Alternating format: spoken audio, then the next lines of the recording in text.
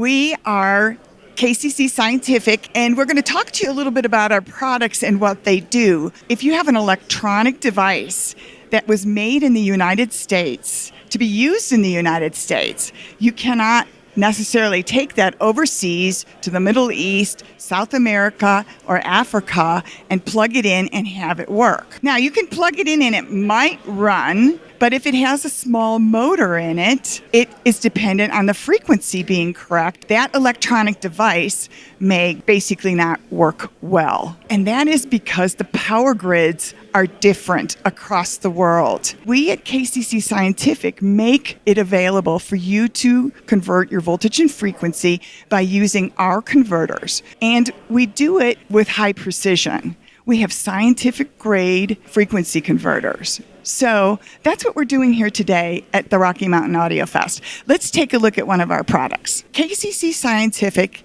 Ken Reindel, wanted to power a beloved electric clock that he had from England. And so he decided to make a frequency and voltage converter for his clock. And the reason why is that if you brought a clock, an electric clock, from the United Kingdom or Germany and plugged it in and brought it to the United States, it would run fast. It wouldn't keep time right. So he made a frequency converter, and then lo and behold, we got a phone call from a manufacturer of turntables out of Boston, our friends U-Turn. And they said, hey, we have some customers that are on the other side of the globe that would like to have our turntables. Can we use that converter on our turntables?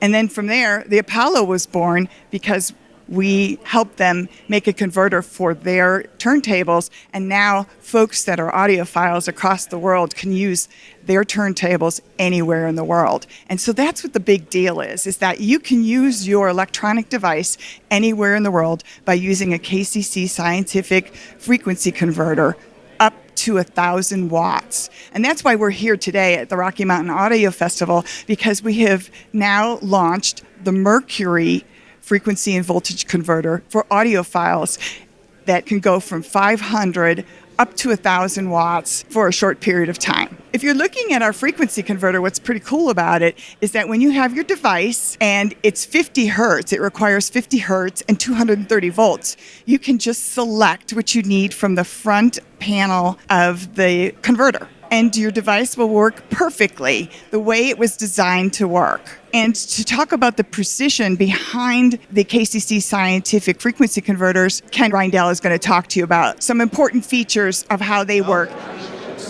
I'm Ken Reindel, and this morning we have some interesting and fun demos for you. We have an ordinary pair of hair clippers, and some folks might be taking these with them overseas, thinking, gee, this is going to work just fine there.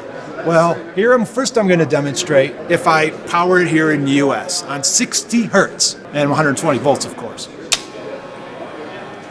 It'll do a pretty good job. It's working pretty well. And that's the way it should be. Now, let's simulate the effect as if we were in a European country. So now what we're going to do is we're going to take our 60 hertz clippers and plug them in to our product set to 50 hertz. Now, this is the wrong thing to do, but we're doing it on purpose to demonstrate what happens when you try to run a piece of gear designed for 60 hertz on a 50 hertz mains. Now imagine yourself in your bathroom about to take the time to give yourself a nice shave. Probably not a good way to have a shave in the morning. One of the key reasons we're here today at AudioFest is because our products play a very important and key role in powering audio equipment. And we're going to explain to you, we're going to demonstrate why that is and why it's so important that we are here. And some of you may have heard the term regenerator used. We have products that do what regenerators do, but on steroids. And we're going to show you what we mean by that here. There's a belief that the power line is very clean or reasonably clean and very stable in its operating frequency. But the fact is, that's not so true. And if you watch here, right now what we have is a very high precision universal counter hooked up to our power line through a transformer, which is unloaded and therefore has no effect on the measurements that we're making. you can see here how much it's varying from 60.0000 hertz. And it actually looks good now compared to what it looked like earlier today when it was at 60.04 or 60.05 hertz. Now, the audio folks worry about 0.0001% distortion and incredibly low wow and flutter numbers for their turntables. But is anybody talking about the frequency that the power line is bringing in that has more an effect on the speed of those turntables than anything else that's going on, including what the manufacturer has done in the manufacture of that turntable? You don't hear anything about it. Well, we have some interesting testimonial to the fact that it is audible, and in fact, it's a big problem. So again, you've been watching here on this counter how this has moved all around here. But I also want to call your attention to the fact that it's, well, kind of sort of a sine wave maybe, but not really, as you can see here. The top is flat and rounded, and the slopes are almost straight. That's not a sine wave by any means. Let's look at what's coming out of the at one of our frequency converters here. Connect it up. So there we go. So now when everything stables out, you can see that we have a true sine wave now. And if you look at the frequency, it looks much, much more like 60 hertz. 60.00000 hertz. And it wobbles a little bit, but that's about what it should be with our products. So then from this you can see that you will get much better turntable speed and much better performance out of your audio equipment if you're putting in what the manufacturer designed the product to see.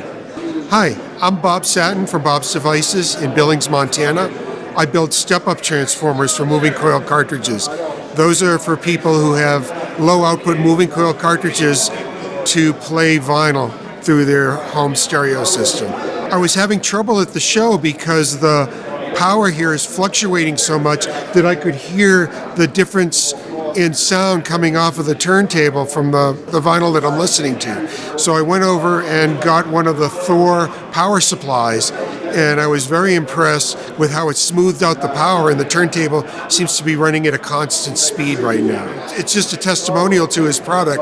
I think it's a really good product and would do really well in this industry. It's in a sweet spot too, price-wise. I'm going to see if I can get one of these for use at home.